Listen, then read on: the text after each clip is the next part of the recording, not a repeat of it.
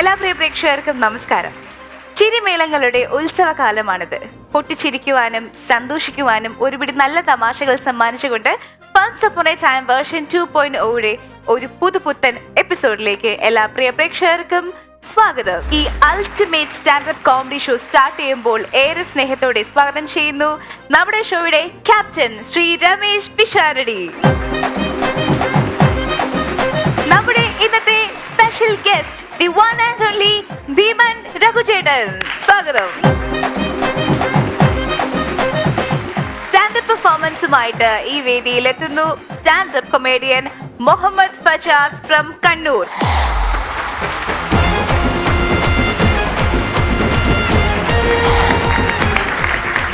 Hi Fajas, സുഖല്ലേ? സുഖമായിട്ടിരിക്കുന്നു. കണ്ണൂരിൽ നിന്നാണ് വരുന്നത്. കണ്ണൂരിൽ എവിടെയാ വീട്? കണ്ണൂര് കുടിക്കുമുട്ട എന്ന് പറഞ്ഞൊരു സ്ഥലമാണ്. രഘുവേട്ടാ, മോനെ കണ്ണൂർ അനക്ക് സുഖമാണ്. സുഖം.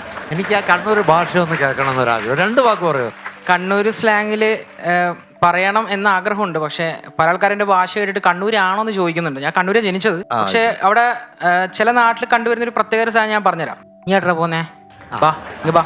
വരണ്ട നീ എടെങ്കി പോ, ചത്ത് ചീനാലും കുഴപ്പമില്ല. ഇതാണ് കണ്ണൂര് മെയിൻ ആയിട്ട് കേൾക്കുന്നത്. നല്ല രസകരമായിട്ടുള്ള ഭാഷ. അതെ, പക്ഷെ കോമഡി ചെയ്യാൻ കുഴപ്പമുണ്ട്. കോമഡി നമുക്ക് ചെയ്യാൻ പാടില്ല കേട്ടോ.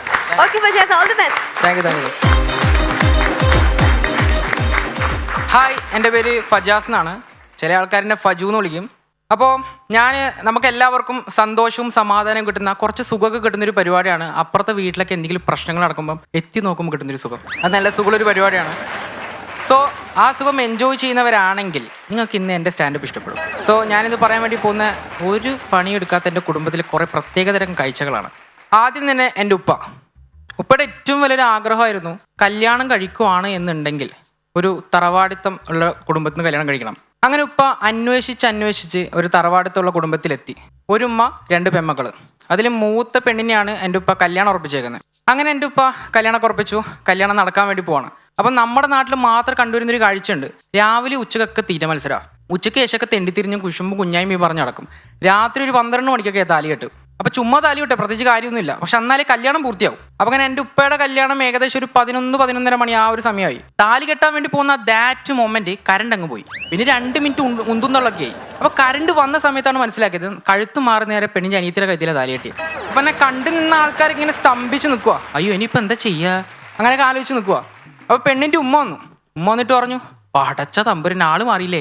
കുഴപ്പമില്ല മോനൊരു കാര്യം ചെയ്യ്, ഇതുകൊണ്ട് തൽക്കാലം അങ്ങ് അഡ്ജസ്റ്റ് ചെയ്യും, സന്തോഷമായിട്ട് ജീവിക്കുന്നു പറഞ്ഞു.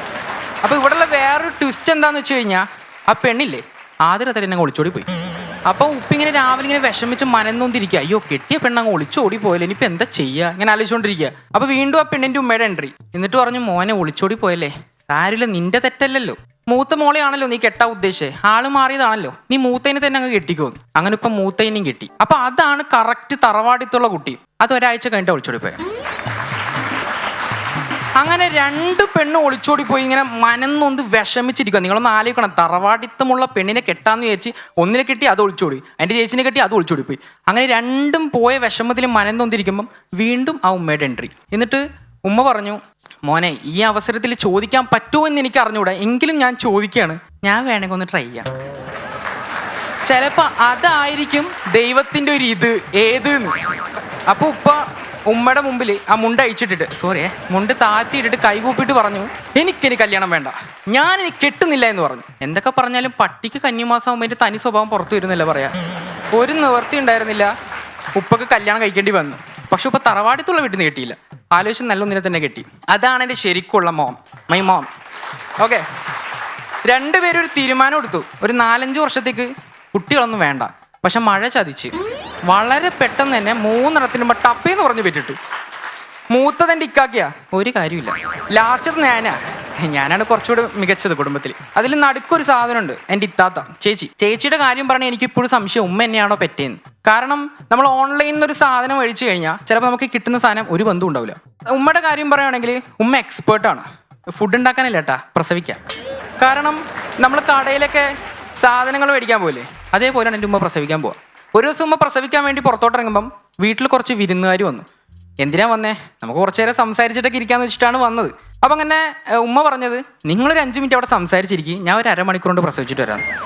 ഇത്താത്തയുടെ കാര്യം വൺ ഡിഫറെൻറ്റാണ്. ന്യൂ ജനറേഷൻ ആണല്ലോ. ഗർഭിണിയായ അന്ന് തൊട്ടുള്ള 10 മാസത്തെ ജൈത്രയാത്ര മുഴുവൻ യൂട്യൂബിൽ വ്ളോഗ് ചെയ്തിട്ട് നാട്ടുകാരെയും കുടുംബക്കാരെയും ഒക്കെ അറിയിച്ചു. അതും പോരാണ്ട് 10-ാം തീയതി 6 മണിക്കും 6:10 എൻ്റെ ശുഭപ്രസവം, എല്ലാവരും വരണം എന്ന് പറഞ്ഞ് ക്ഷണക്കത്തും കൊടുത്ത് പ്രസവിക്കാൻ പോയ ആളാണ്. വൺ ഡിഫറെൻ്റാണ്. ഇനി മികച്ച വ്യത്യസ്തമായിട്ടുള്ളൊരു ക്യാരക്ടർ ഞാൻ പരിചയപ്പെടുത്തരാം. ഈ നിധിക്ക് ഭൂതത്തെ പോലെ കാക്കുന്ന ഒരാളുണ്ട് എൻ്റെ തറവാട്ടിൽ, എൻ്റെ ഉമ്മൂമ്മ. എൻ്റെ ഉമ്മയുടെ ഉമ്മ.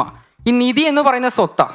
ഓക്കെ, അപ്പോൾ ഉമ്മൂമ്മ ജസ്റ്റ് ഒന്ന് തുമ്മിയാൽ മതി, മക്കളൊക്കെ ഓടി അങ്ങോട്ട് ചെല്ലും. അത് ഉമ്മൂമ്മട്ടുള്ള സ്നേഹം കൊണ്ടൊന്നല്ല, സ്വത്ത് പ്രതീക്ഷിച്ചിട്ടാണ്. പക്ഷെ ഉമ്മൂമ്മ ചത്താലും മക്കൾക്ക് സ്വത്ത് കൊടുക്കൂല. അപ്പം എല്ലാ മാസവും 1-ാം തീയതി ബീവറേജ് അവധിയാന്ന് പറഞ്ഞ പോലെ എല്ലാ മാസവും എൻ്റെ കുടുംബത്തിൽ സ്വത്തിന് വേണ്ടി അടി നടക്കാറുണ്ട്. അപ്പോൾ ഈ നശിച്ച കുടുംബത്തിൽ നിന്ന് കഴിഞ്ഞാൽ ഞാൻ രക്ഷപ്പെടില്ല. കാരണം ഞാനാകെ ഇത്രയേ ഉള്ളൂ, എന്നെ വളരെ ഇവൻ അനുവദിക്കൂല. അപ്പോൾ അതുകൊണ്ട് ഞാൻ ഉമ്മയോട് പോയിട്ട് പറഞ്ഞു, ഉമ്മ ഞാനൊരു ബിസിനസ് തുടങ്ങിയാലോ എന്ന് ആലോചിക്കുക, എനിക്ക് രക്ഷപ്പെടാൻ വേണ്ടിയിട്ടേ. അപ്പോൾ ഉമ്മ ഇങ്ങനെ 2 മിനിറ്റ് ആലോചിച്ചിട്ട് പറഞ്ഞു, നീ ബിസിനസ് കൊള്ളാം, ഈ തുടങ്ങിക്കോ. പണ്ട് ഉമ്മൂമ്മയും ഉപ്പൂപ്പയും ഒരു ബിസിനസ് തുടങ്ങിയായിരുന്നു, അങ്ങനത്തെ ബിസിനസ് തുടങ്ങരുതെന്നും. അതെന്താണെന്ന് ഞാൻ പറഞ്ഞുതരാം. ഉപ്പൂപ്പയുടെ കാര്യം പറയുകയാണെങ്കിൽ ഉപ്പൂപ്പ പ്രത്യേകിച്ച് പണിയൊന്നും എടുക്കൂല, പക്ഷെ 14 മക്കളുണ്ടേ. എനിക്കും അറിയില്ല എന്താ സംഭവം, അതെന്തെങ്കിലും ആവട്ടെ. അപ്പോൾ ഉമ്മൂമ്മയുടെ കാര്യം പറയുകയാണെങ്കിൽ ഉമ്മൂമ്മ ഇങ്ങനെ വെറുതെ ഇരുന്നിട്ട് മടുക്കുക. അപ്പോൾ നേരെ ഉപ്പൂപ്പയോട് പോയിട്ട് പറഞ്ഞു, നിങ്ങളിങ്ങനെ ഒരു പണി കൊടുക്കാണ്ടിരുന്ന് കഴിഞ്ഞാൽ ഇവിടെ കഞ്ഞി പോകുകയില്ല, അതുകൊണ്ട് നമുക്കൊരു കാര്യം ചെയ്തെങ്കിലും ബിസിനസ് തുടങ്ങാം. അപ്പോൾ ഉപ്പൂപ്പ പറഞ്ഞു, ആ തുടങ്ങാം, തടി അനങ്ങാത്ത വല്ല ബിസിനസ് ഉണ്ടെങ്കിൽ നീ തുടങ്ങിക്കോ, ഞാൻ വെറുതെ ഇരുന്നോളാം. അങ്ങനെ ഉമ്മൂമ്മ ബിസിനസ് തുടങ്ങാൻ പ്ലാൻ ചെയ്തു. വീട്ടിൽ കുറേ സാധനങ്ങളൊക്കെ ഉണ്ട്, അപ്പോൾ ഇത് വാടകയ്ക്ക് കൊടുക്കാം എന്നുള്ളതാണ് പ്ലാൻ. അപ്പോൾ ഉമ്മൂമ്മ എന്ത് ചെയ്തു, വലിയൊരു പേപ്പറിൽ സാധനങ്ങളും സാധനത്തിൻ്റെ വിലയൊക്കെ എഴുതി ഗേറ്റിൻ്റെ ഫ്രണ്ടിൽ കൊണ്ട് ഒട്ടിച്ചു വെച്ചു. ആരുടെ ഭാഗ്യം കൊണ്ടാണെന്ന് അറിഞ്ഞുകൂടെ, സാധനങ്ങളൊക്കെ കൃത്യമായിട്ട് നല്ല രീതിയിൽ കച്ചവടം നടക്കാൻ തുടങ്ങി. അപ്പോൾ ലാഭം കിട്ടിയപ്പോൾ ഉമ്മൂമ്മ കുറച്ച് ഷോപ്പിങ്ങിന് ഇറങ്ങി. ഉപ്പൂപ്പയോട് പറഞ്ഞു, ഞാനൊന്ന് പുറത്തു പോവാം, ആരെങ്കിലും വന്ന് സാധനത്തിന് ചോദിച്ചു കഴിഞ്ഞാൽ വാടകയ്ക്ക് പോയ സാധനമാണെങ്കിൽ വാടകയ്ക്ക് പോയി എന്ന് പറ, ഇല്ലാത്ത സാധനമാണെങ്കിലും ഇല്ല വാടകയ്ക്ക് പോയി എന്ന് പറ, വേണമെങ്കിൽ നമുക്ക് നാളെ വാങ്ങിച്ചു കൊടുക്കാം, ബിസിനസ് നശിപ്പിക്കരുത് മനുഷ്യ എന്ന് പറഞ്ഞ് ഉമ്മൂമ്മ പുറത്തോട്ട് പോയി. ഒരു പണിയെടുക്കാത്ത ഉപ്പൂപ്പയാ, ചെവിയിലൊന്നും കയറത്തില്ല. ഒരാൾ വന്നിട്ട് ചോദിച്ചു, ചേട്ടാ പാരയുണ്ടാ? ആ ഉണ്ടായിരുന്നു, ഇപ്പം വാടകയ്ക്ക് പോയിരിക്കുക, രാവിലെ വന്നാൽ കിട്ടും. വേറൊരാൾ വന്നിട്ട് ചോദിച്ചു, ചേട്ടാ അർബാന ഉണ്ടാ? ആ ഉണ്ടായിരുന്നു, ഇപ്പം വാടകയ്ക്ക് പോയിരിക്കുക, രാവിലെ വന്നാൽ കിട്ടുമെന്ന്. വേറൊരു സ്ത്രീ വന്നിട്ട് ചോദിച്ചു, ചേട്ടാ ഉമ്മൂമ്മ ഉണ്ടാ? ഇപ്പം വാടകയ്ക്ക് പോയിരിക്കടാ മോനെ, രാവിലെ വന്നാൽ തരാം. എൻ്റെ കുടുംബത്തിലുള്ള ആൾക്കാരൊക്കെ കഞ്ചാവ് അടിക്കാണ്ട് കിളി പോയ ആൾക്കാരാണ്. എനിക്ക് ഇതുവരെ മനസ്സിലായില്ല ഞാൻ അവിടെ എന്തിനാണ് ജനിച്ചത്. കാരണം നിങ്ങൾക്ക് കണ്ടാൽ തന്നെ അറിയാം, ഞാനാണ് എൻ്റെ കുടുംബത്തിൽ ഏറ്റവും സ്മാർട്ട്. വേറെ ലെവൽ. ഞാൻ ആരെക്കുറിച്ച് കുറ്റം പറയാറില്ല കേട്ടോ, സത്യം കേട്ടോ. ഇപ്പോൾ ഇവിടെ വന്നിട്ട് ഞാൻ നല്ലല്ലേ പറഞ്ഞിട്ടുള്ളൂ, അല്ലേ രമേശ് ചേട്ടാ? എനിക്ക് ഇതുപോലത്തെ ഒരു വേദി കുറ്റം പറയാൻ നല്ലത് പറയാൻ വേണ്ടി ഒരുക്കി തന്ന വൺസ് അപ്പോൺ ടൈമിന് എൻ്റെ നന്ദി. Thank you.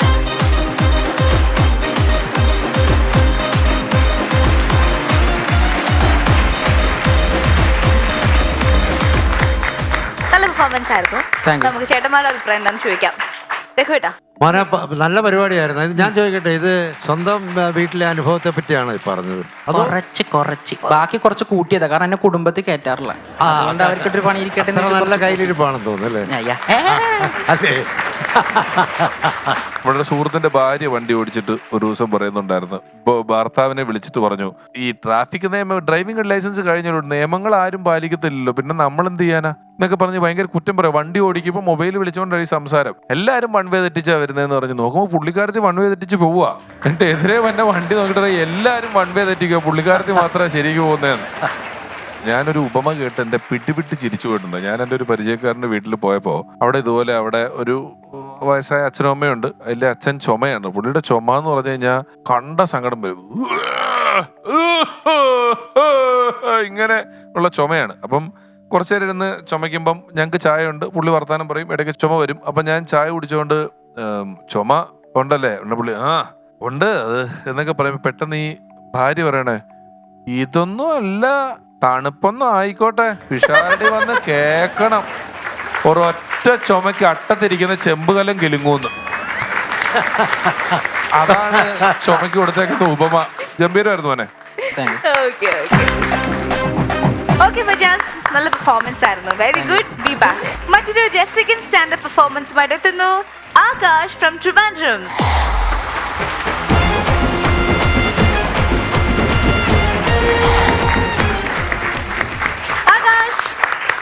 വീണ്ടും സ്വാഗതം. എന്തൊക്കെയോ മാറ്റം ഉണ്ടല്ലോ ആകാശിന്, എന്താ അത്? ഞാൻ ആദ്യം വന്നപ്പം പറഞ്ഞായിരുന്നു ഒരു ജൂനിയർ ആർട്ടിസ്റ്റ് ആണ്. അപ്പോഴത്തേക്ക് ഇത് കണ്ടിട്ട് പിന്നെ എനിക്ക് ഒരു ഓഡീഷന് പോയി.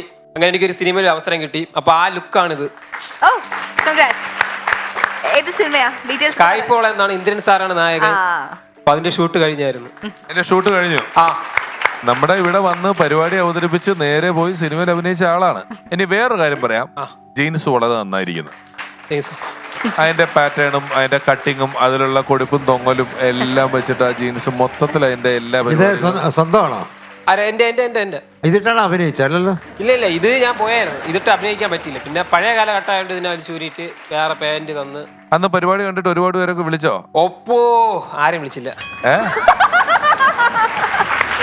സത്യമായിട്ട് രമേശ് ചേട്ടാ, ഞാൻ യൂട്യൂബ് തുറന്ന് നോക്കി. ഞാൻ നോക്കണ് കമന്റിൽ നോക്കാം, എന്റെ പേര് വരും. നോക്കി പോയി ഡയാന ഫാൻസ് ലൈക്ക് നീലം മുക്ക്, ഓക്കെ വരും.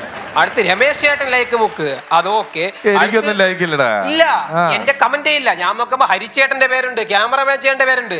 നോക്കി വന്നപ്പോ എന്റെ പേരേ ഇല്ല അതില്. പിന്നെ അവസാനം നോക്കിയപ്പോ മോനെ നീ പൊളിച്ചിടാ. നോക്കിയപ്പോ എന്റെ അമ്മ. അത് മാത്രമാണ്. പിന്നെ ഞാൻ ചെറുതായിട്ട് മെന്റലിസം പഠിക്കുന്നുണ്ട്. Very good, very good, super. Mentalism അതിനിപ്പോ നല്ല കച്ചവടം ഉണ്ടെന്ന് തോന്നുന്നു. പലരും പഠിക്കുന്നുണ്ട്. ഞാൻ 3 ലക്ഷം രൂപ കൊടുത്താണ് പഠിച്ചത്. 3 ലക്ഷം രൂപ കൊടുത്ത് പഠിച്ചാ? ഞാൻ വേണമെങ്കിൽ ഒരു ചെറിയ സാധനം കാണിക്കാം. മൈൻഡ് ആദ്യം സെറ്റ് ചെയ്യണം. പയ്യ ശാന്തയായി കണ്ണുകൾ അടച്ച്. ഓക്കെ, ഇനി ഞാൻ പറയണ മാത്രം ശ്രദ്ധിക്കാവൂ. ഓക്കെ ചേച്ചി, 1-നും 2-നും ഒരു ഇടയിൽ സംഖ്യ വിചാരിക്കണം. സീരിയസ്ലി വിചാരിച്ചാ? ഓക്കെ, അത് ഓക്കെ. ചേച്ചിയുടെ മനസ്സിൽ തന്നെ വെച്ചിരിക്കണം. ഓക്കെ, ഒറ്റ സംഖ്യയാണോ ഇരട്ട സംഖ്യയാണോ പറയണോ? പയ്യെ പറയണം. ഓക്കെ, ഉത്തരം 2 ആണല്ലേ?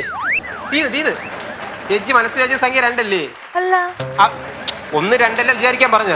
അപ്പൊ 2 അല്ലേ വല്ലോ ഇരട്ട സംഖ്യ ആകുമ്പോ? 1.6 വിചാരിച്ച്. Okay, thank you.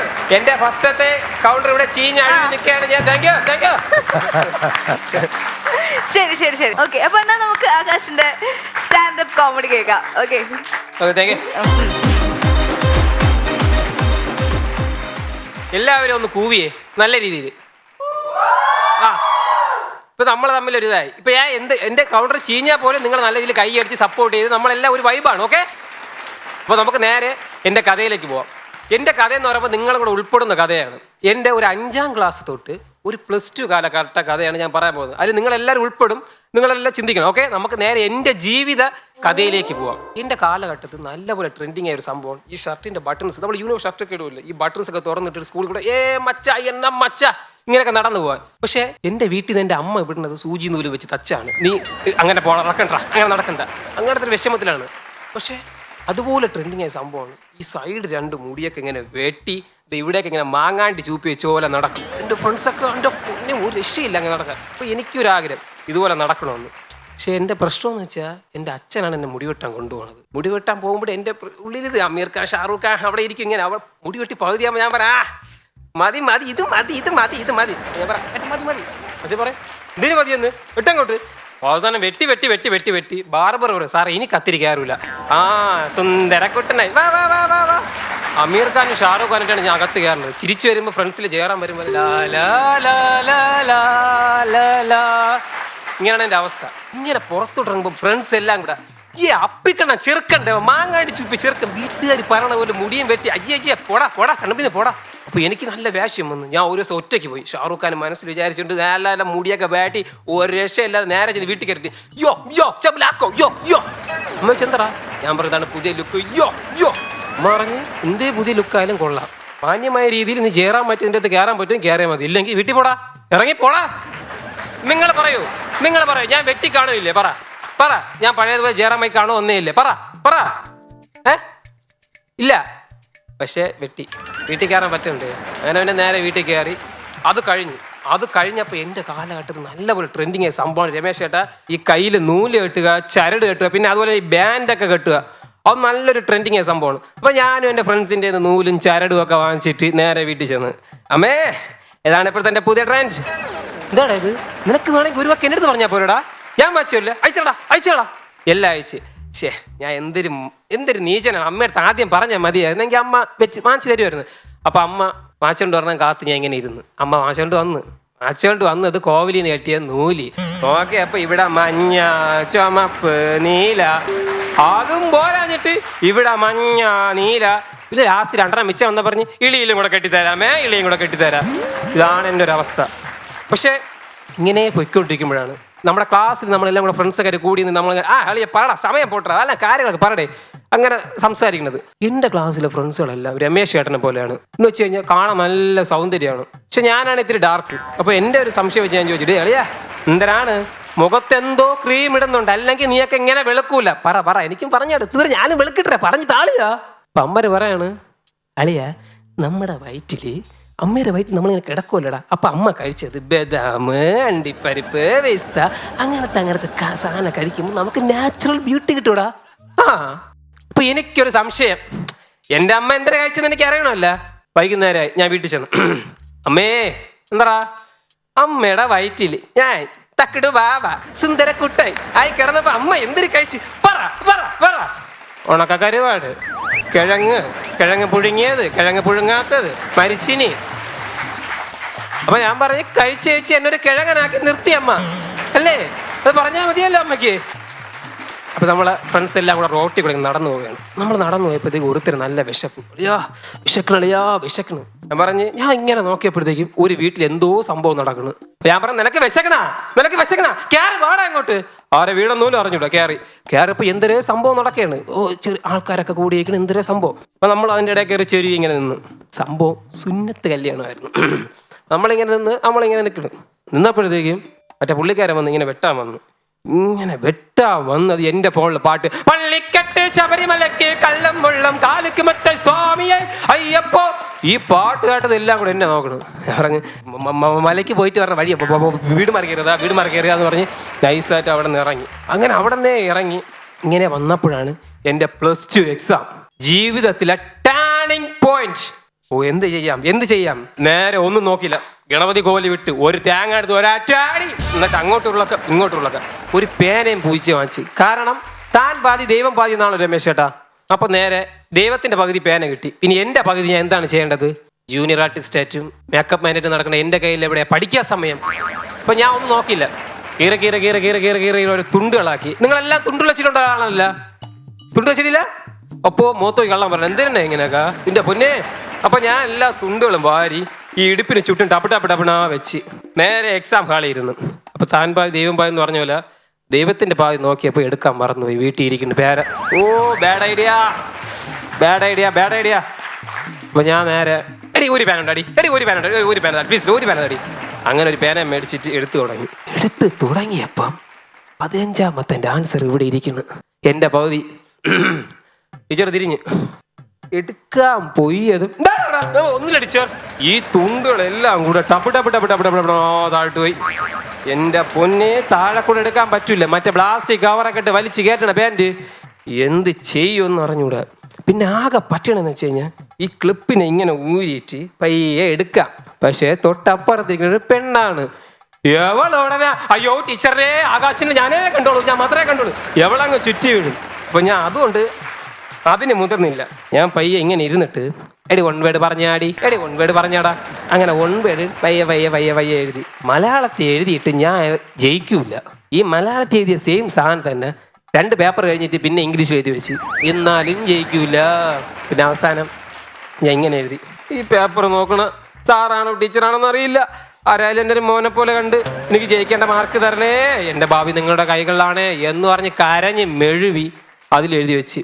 ഈ സെയിം ഡയലോഗ് എന്നെ 4 വിഷയത്തിൽ എഴുതി. പിന്നെ നമ്മളാ കമ്പ്യൂട്ടർ മലയാളം ജയിക്കും, വിഷയമില്ല. ബാക്കി വിഷയം എഴുതിയിട്ട് റൂം അടച്ചു വെച്ചിട്ട് റിസൾട്ട് വേണ്ടി കാത്തിരുന്നു. കമ്പ്യൂട്ടർ ഓ മൈ ഗോഡ് ജയിച്ച്, താങ്ക് ഗോഡ്. അടുത്ത് നോക്കിയ മലയാളം ഓ മൈ ഗോഡ് ജയിച്ചു അഗൈൻ, താങ്ക് യു ജീസസ്. അടുത്ത് ഡബ് അമ്മേ എല്ലാം പൊട്ടി. അപ്പൊ നിങ്ങൾക്ക് ഇഷ്ടപ്പെട്ടെങ്കിൽ കൈയടിക്കണം. അപ്പൊ താങ്ക് യു.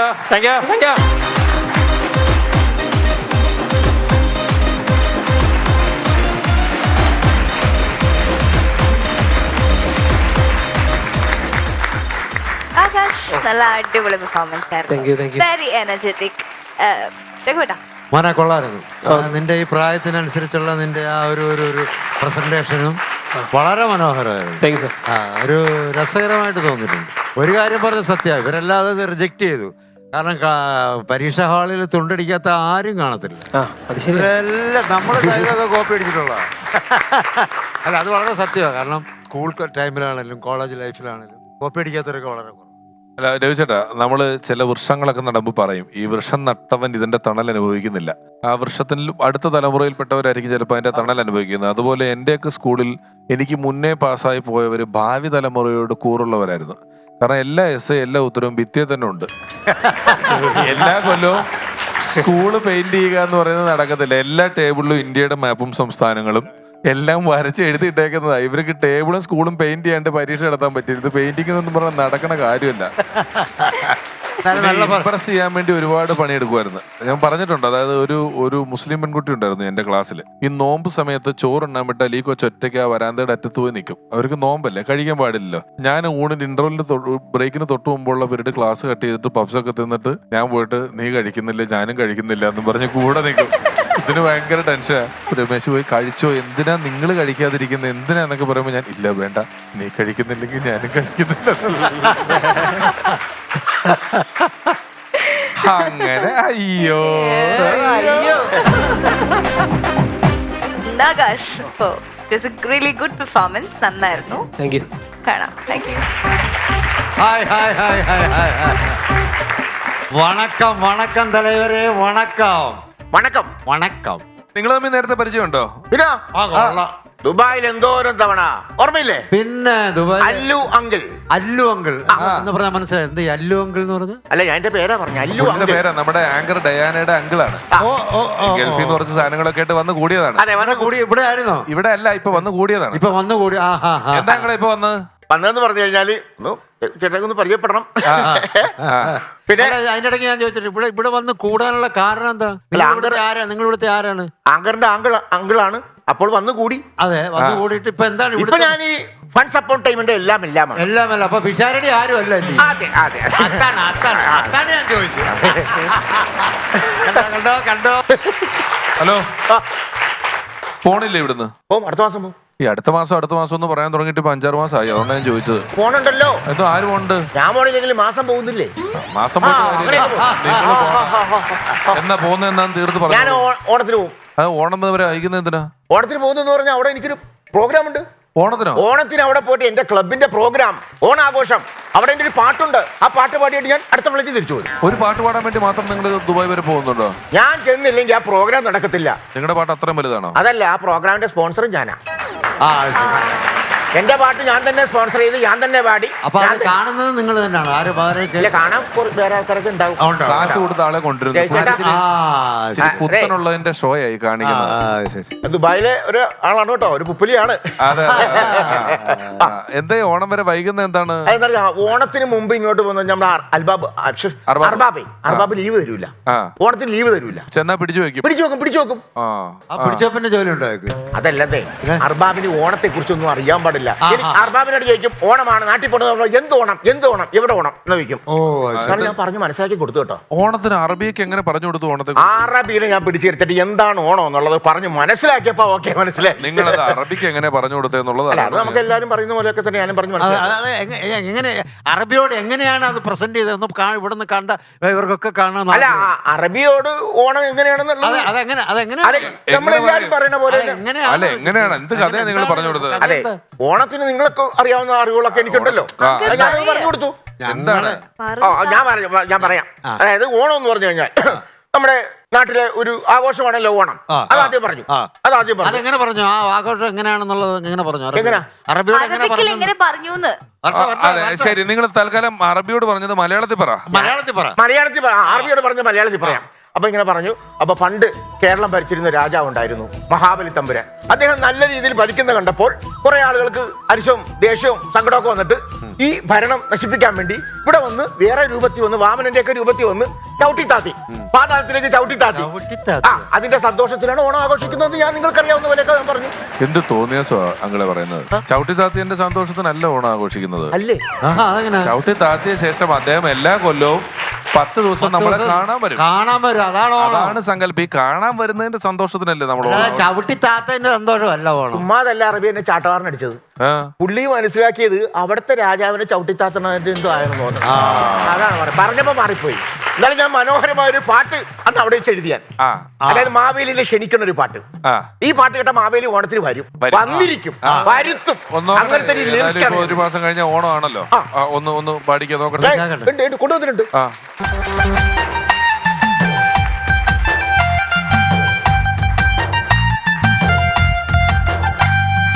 ഞങ്ങടെ പുന്നാര മാവേലി മന്ന ഓണനാളായി പോന്നോളൂ മന്ന. ഞങ്ങടെ പുന്നാര മാവേലി മന്ന ഓണനാളായി പോന്നോളൂ മന്ന. വേലയില്ലെങ്കിലും വ്യാധിയാണെങ്കിലും ഓണം ഞങ്ങളെന്നും കൊണ്ടാടും മന്ന. വേലയില്ലെങ്കിലും വ്യാധിയാണെങ്കിലും ഓണം ഞങ്ങളെന്നും കൊണ്ടാടും മന്ന. ഞങ്ങടെ മന്ന മാവേലി മന്ന അങ്ങെന്നും ഞങ്ങളുടെ പൊന്ന. മലയാളിയുടെ തങ്കിന്റെ ചങ്കായ ഓണത്തിനെത്തണ മന്ന. ഞങ്ങളുടെ മന്ന മാവേലി മന്ന അങ്ങെന്നും ഞങ്ങളുടെ പൊന്ന. മലയാളിയുടെ തങ്കിന്റെ ചങ്കായ ഓണത്തിനെത്തണ മന്ന. കേരളം പണ്ടു ഭരിച്ചൊരു രാജനല്ലേ, പ്രജകളെ ഒന്നായി കണ്ടു ഭരിച്ചൊരു മന്നനല്ലേ. കേരളം പണ്ടു ഭരിച്ചൊരു രാജനല്ലേ, പ്രജകളെ ഒന്നായി കണ്ടു ഭരിച്ചൊരു മന്നനല്ലേ. കള്ളവുമില്ല ചതിയുമില്ല നാടകം സന്തോഷം മാത്രം. സന്തോഷത്തിനാണോ കൃത്യ സന്തോഷം വന്നപ്പോ അതങ്ങ് നിന്നുപോയല്ലോ. നാടകം സന്തോഷം മാത്രം, പക്ഷെ അത് പാടാൻ ശ്വാസം കിട്ടിയില്ല. എങ്ങനെയുണ്ട്? നിങ്ങൾ ഈ സമയത്ത് ദുബായിൽ പോയി പാടുന്നതാണ് നല്ലത്. അല്ല, ദുബായിൽ പോകുന്നു, അടുത്ത മാസം പോകുന്നു. അല്ല, വേറെ കാര്യം ചോദിക്കട്ടെ, ഈ പാട്ടാണ് ദുബായി പാടാൻ പോകുന്നത്? അതെ അതെ അതെ, ഫസ്റ്റ് പാട്ടാണ് പരിപാടി. ഇത് പാടാൻ വേണ്ടിയാണ് ഫ്ലൈറ്റ് എടുത്ത് 15 ലക്ഷം രൂപയോളം എനിക്ക് ചെലവാന്നേ. ഈ പാട്ട് പാടാൻ വേണ്ടി പോയി തിരിച്ചു വരണ്ടേ? ഇത് എത്ര നാളും കൊണ്ട് എഴുതി? ഇതോട്ട് ഒരു 7 മാസത്തോളം എടുത്തു. 7 മാസം? ബാക്കി 3 മാസം കൂടെ വന്നിരുന്നെങ്കിൽ കറക്റ്റ് ആയിരുന്നു. 10 മാസം. എന്തായാലും സാറേ ഈ 10 മാസം 10 മാസം എന്ന് പറഞ്ഞാൽ പ്രത്യേകിച്ച് കാര്യമൊന്നുമില്ല. ഇവിടെയാണ് നമുക്ക് പാട്ട് പാടി അങ്ങ് നടക്കാം. അവിടെയാണ് 10 മാസം നമുക്ക് അകത്ത് കിടക്കാം. അയ്യോ അയ്യോ. And now we are moving on to our next segment, the Excellence Award. Excellence Award സ്വീകരിക്കുവാനായി ഈ വേദിയിൽ എത്തുന്ന താരം പുതിയ കാല ഹാസ്യ കലാകാരന്മാരിൽ ഏറെ ശ്രദ്ധേയനായ കലാകാരൻ. നിരവധി താരങ്ങളുടെ ശബ്ദാനുകരണം വളരെ മികച്ച രീതിയിൽ കൈകാര്യം ചെയ്യുന്ന സ്ക്രിപ്റ്റ് റൈറ്റർ കൂടിയായ ഗായകനായ ഹാസ്യ കലാകാരൻ ഏറെ സ്നേഹത്തോടെ ഈ വേദിയിലേക്ക് സ്വാഗതം ചെയ്യുന്നു ശ്രീ ഹസീബ് പൂനൂർ.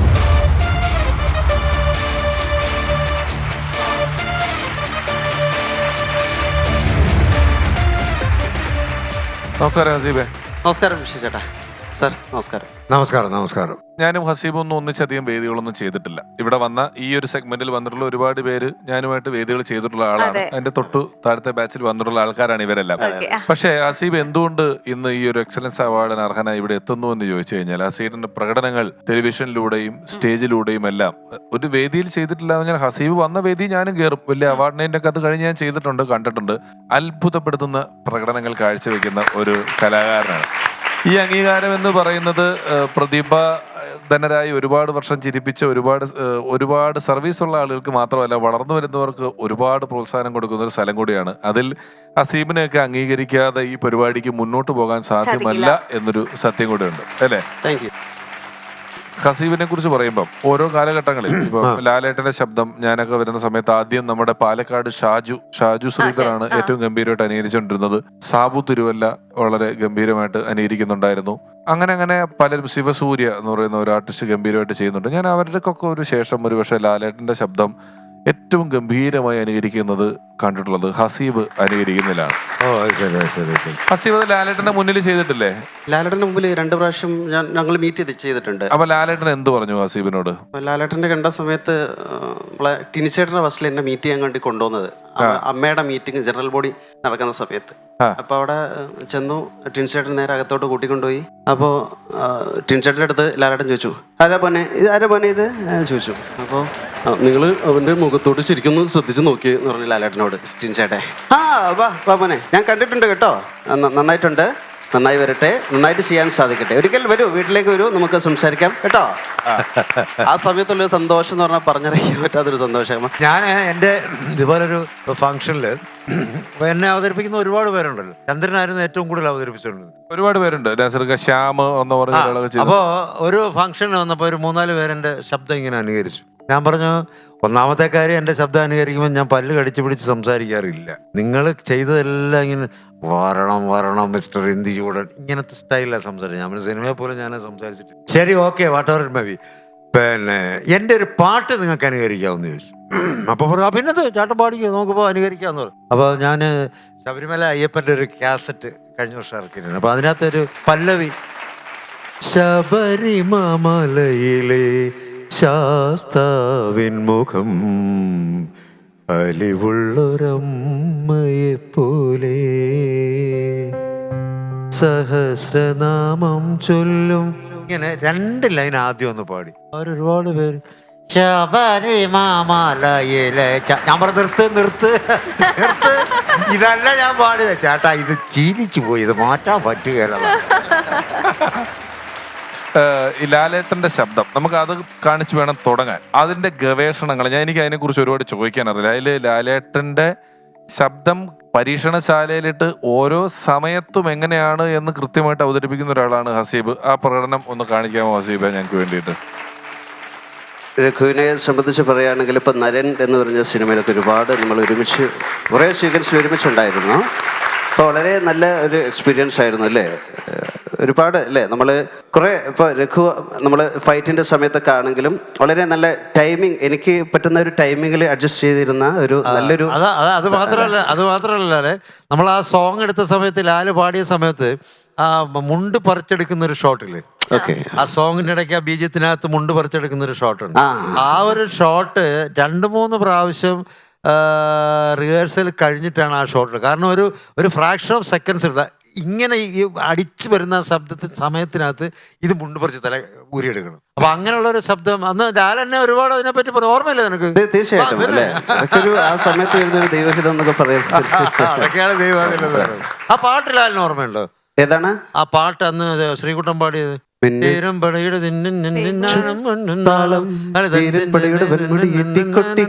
താളം, ഇത് മുള്ളൻ കൊല്ലിക്കൊന്നിനു മേലെ കാവടി എഴുതും മേളം, ഇന്നക്കരയുള്ളവരക്കര എത്തും തക്കിഴി തകിടി മേളം, ഇത് മാമലമേലെ സൂര്യനുദിക്കും പുലരിക്കതിരിൻ വെള്ളിത്തേരെ, കാടും മലയും പുഴയും കടന്ന് കയറി വരുന്നൊരു വള്ളിത്തേരാണേ. വേൽമുരുകാ ഹരോഹരാഹോ, വേലായുധാ ഹരോഹരാഹോ, വേൽമുരുകാ ഹരോഹരാഹോ, വേലായുധാ ഹരോഹരാ. ഗംഭീരമാണ്.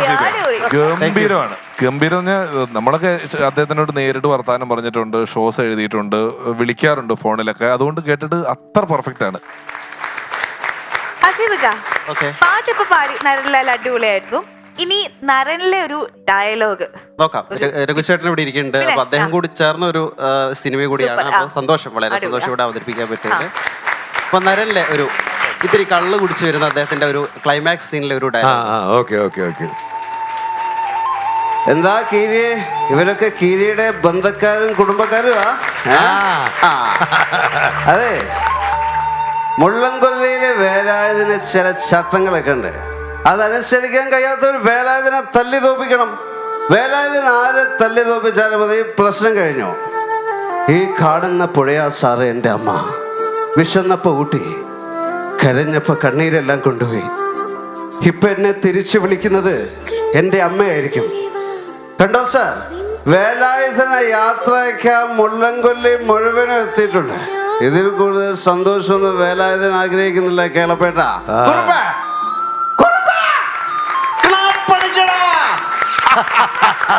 അതെ, വേലായുധനും നമ്പ്യാരും കൂടെ മുട്ടിയാൽ ആര് ജയിക്കുന്നുള്ളത് മുള്ളംകൊല്ലിയിലെ അന്തർദേശീയ പ്രശ്നം. മുട്ടി നോക്കാം. വേലായുധനെ നേർക്ക് നേർന്ന് നടിക്കാനുള്ള ചങ്കുറപ്പ് നിനക്കായിട്ടുണ്ട്.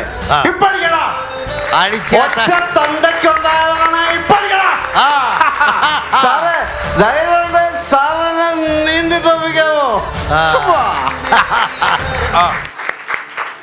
ഇനി വേറൊരു പരീക്ഷണം നടത്തുകയാണ്. അപ്പം അത് നമ്മുടെ മലയാളത്തിന് പ്രിയപ്പെട്ട ഗായകർ അവർ പാടി വെച്ചിട്ടുള്ള സംഭവങ്ങൾ നമ്മുടെ സെലിബ്രിറ്റീസ് പാടാറുണ്ട്. ഇപ്പോൾ ലാലേട്ടൻ്റെ അതേപോലെ ഗായകർ തന്നെ കൂടി ചേർന്ന് ഡ്യുവറ്റായിട്ടൊക്കെ പാടും.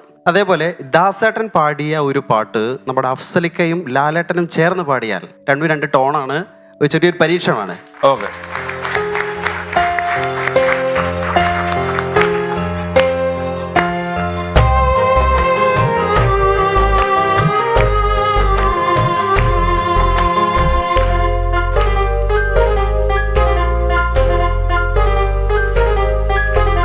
പതിനാലാം രാവുദിച്ചത് മാനത്തോ കല്ലായി കടവത്തോ, പനിനീരിൻ പൂവിരിഞ്ഞത് മുറ്റത്തോ കണ്ണാടി കവിളത്തോ. പതിനാലാം രാവുദിച്ചത് മാനത്തോ കല്ലായി കടവത്തോ, പനിനീരിൻ പൂവിരിഞ്ഞത് മുറ്റത്തോ കണ്ണാടി കവിളത്തോ.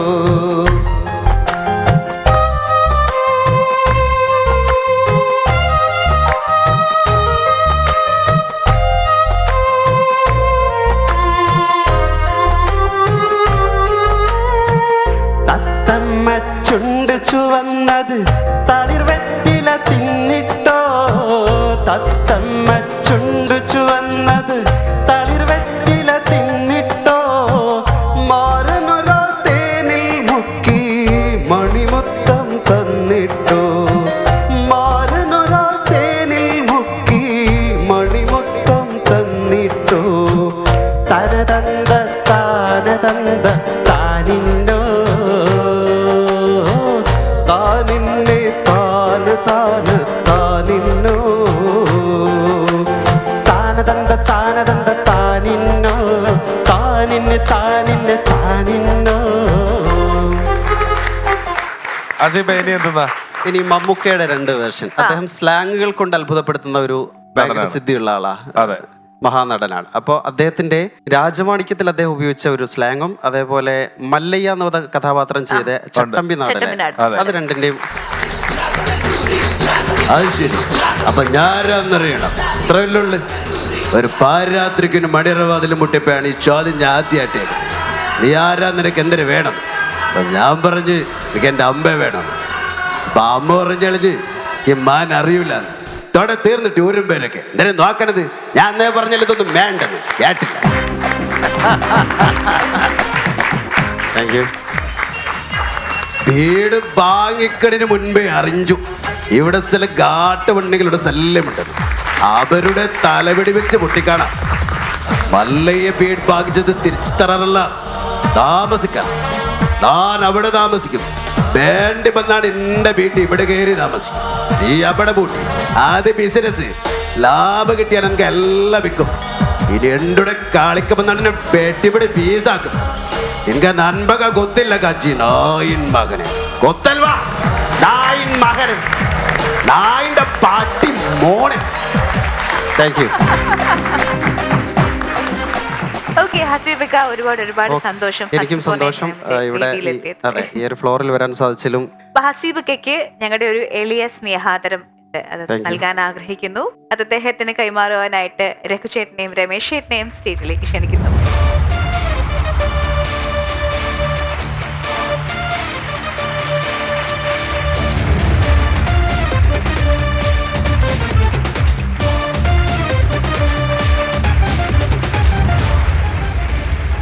ശ്രീ ഹസീബ്, പുതിയ മിമിക്രിക്കാർ. എല്ലാ കാലത്തും മിമിക്രിയിൽ ഓരോ കാലഘട്ടത്തിൽ ഓരോരോ പുതിയ കലാകാരന്മാർ വന്നുകൊണ്ടേയിരിക്കും. ആ കലാകാരന്മാരിൽ കൃത്യമായ ലക്ഷ്യബോധത്തോടുകൂടി കൃത്യമായ പരിശ്രമത്തോടുകൂടി ഓരോ ദിവസവും ഏറ്റവും പുതിയത് പ്രേക്ഷകർക്ക് ചെയ്യണം എന്ന ആഗ്രഹത്തോടുകൂടി വരുന്നവർ മുന്നിലേക്ക് വന്നുകൊണ്ടേയിരിക്കും. ഏകദേശം ഒരു 35-40 വർഷമായിട്ട് മിമിക്രി തുടങ്ങിയ കാലം മുതൽ ലാലേട്ടൻ എന്ന മഹാപ്രതിഭയുടെ ശബ്ദം പലരും അനുകരിച്ചിട്ടുണ്ട്. ഞാൻ ആദ്യം പറഞ്ഞു, പല കാലഘട്ടങ്ങളിൽ അത് പലരും അനുകരിച്ചിട്ടുണ്ട്. എന്നാൽ ഹസീബിനോളം പെർഫെക്റ്റായി അവതരിപ്പിക്കുന്നവർ വളരെ കുറവാണ്. ലാലേട്ടൻ നമ്മളോട് സംസാരിക്കുന്നതായും സിനിമയിൽ അഭിനയിക്കുന്നതായും ഓരോ സിനിമകളിൽ അദ്ദേഹം കൊടുത്ത മോഡുലേഷനും എല്ലാം ഏറ്റവും ഗംഭീരമായി ഇത്ര പെർഫെക്റ്റായി അനുകരിക്കുന്നു എന്നുള്ളത് കൊണ്ടാണ് ജീവിതത്തിൽ ഒരിക്കൽ ഒന്നല്ല 2 തവണ ലാലേട്ടനെ നേരിട്ട് കണ്ടപ്പോൾ അദ്ദേഹം സ്നേഹത്തോടെ ഹസീബിനെ ചേർത്ത് പിടിച്ചതും മോനെ ഇടയ്ക്ക് വീട്ടിലോട്ട് വാ നമുക്ക് അവിടെ ഇരുന്ന് വർത്താനം പറയാം എന്നൊക്കെ പറഞ്ഞതും അല്ലേ.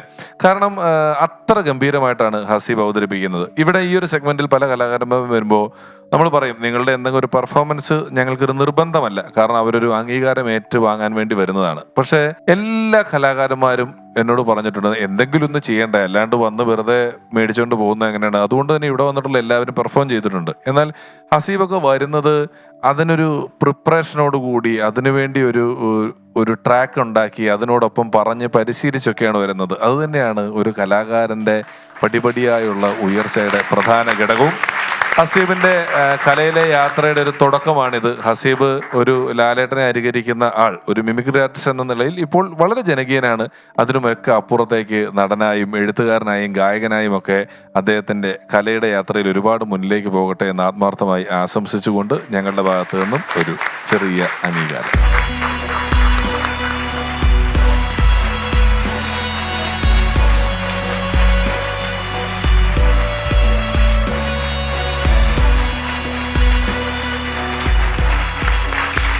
ഇനി നമുക്ക് ഇന്നത്തെ ബെസ്റ്റ് പെർഫോമർ ആരാണെന്ന് അറിയാം. ഫജാസും ആകാശുമാണ് ഇന്ന് പെർഫോം ചെയ്തത്. ഇവർ രണ്ടുപേരെയും സ്റ്റേജിലേക്ക് ഒരിക്കൽ കൂടി ക്ഷണിക്കുന്നു.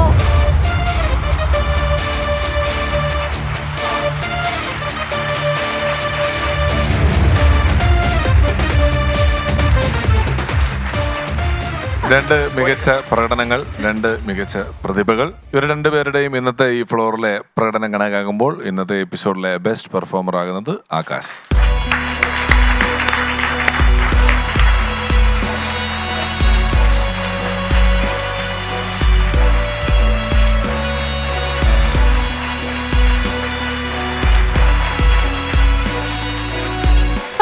ടൈം വേർഷൻ 2.0 ഒരു ഗംഭീരമായ എപ്പിസോഡ് ഇവിടെ പൂർണ്ണമാവുകയാണ്. നമുക്ക് വീണ്ടും കാണാം. Until then, bye bye.